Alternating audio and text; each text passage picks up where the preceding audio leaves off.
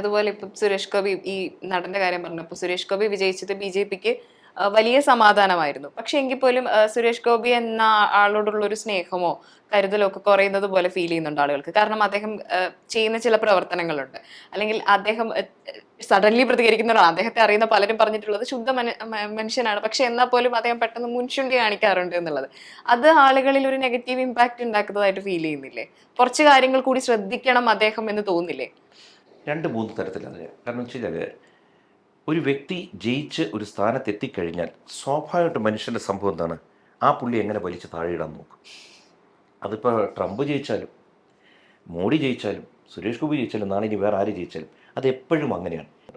കാരണം സുരേഷ് ഗോപി നന്നായിട്ട് അറിയാവുന്ന ആളാണ്, അല്ല നല്ല അല്ലെന്ന് അതിനെ പരിചയമുള്ള പറയാം, ആളാണ്, എന്തുകൊണ്ട് അദ്ദേഹം സൗഹൃദമുള്ള ജയിച്ചു? ആളാണ്. വോട്ട് കൂടുതൽ കിട്ടിയോണ്ട്. എന്തുകൊണ്ട് ഞാൻ തോറ്റു? വോട്ട് കൂടുതൽ കിട്ടാത്തതുകൊണ്ടാണ്. അപ്പോൾ അദ്ദേഹത്തെ അംഗീകരിച്ച് കഴിഞ്ഞു, അദ്ദേഹം ജയിച്ചു കഴിഞ്ഞു.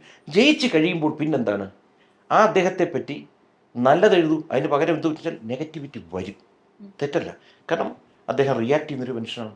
എന്നാലും ഒരു ജനപ്രതിനിധി അങ്ങനെ റിയാക്ട് ചെയ്യും, കാരണം കുറച്ചുകൂടി ഒന്ന് അല്ല ഭയപ്പെടേണ്ടതില്ലേ? അതെന്താണെന്നറിയോ, പല തരത്തിലാണ് അദ്ദേഹം. അങ്ങനെയാണ് ഓരോ മനുഷ്യരെ ഡിസൈൻ ചെയ്യുന്നുണ്ട് അദ്ദേഹം.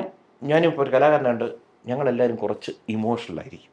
ഉം, കാര്യം മനസ്സിലായില്ലേ? ഉം, ഇപ്പം തന്നെ ഒരാൾ ഈ ഇത്രയും രാഷ്ട്രീയക്കാരിൽ വ്യക്തിപരമായി ഏറ്റവും കൂടുതൽ സഹായം ചെയ്ത ഒരു മനുഷ്യനാരാ ഇന്ന് പെട്ടെന്ന് ആരുടെ മനസ്സിൽ വരും? കേരളത്തിലെ 140 എം എൽ എ അല്ലെ, ഇപ്പോൾ ജയിച്ച 20 എം പിമാരെ എടുക്കും, ഏറ്റവും കൂടുതൽ ജനങ്ങളെ സഹായിച്ചിട്ടുള്ളൊരു വ്യക്തി ആരാണെന്നാണ് പെട്ടെന്ന് മനസ്സിൽ വരുന്നത്?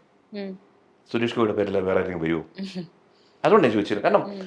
എല്ലാവർക്കും ഇപ്പം എൻ്റെ പോരായ്മകൾ എടുത്താലുണ്ടല്ലോ, എണ്ണിയാ തീരാത്ത പോരായ്മ എനിക്കുണ്ട്.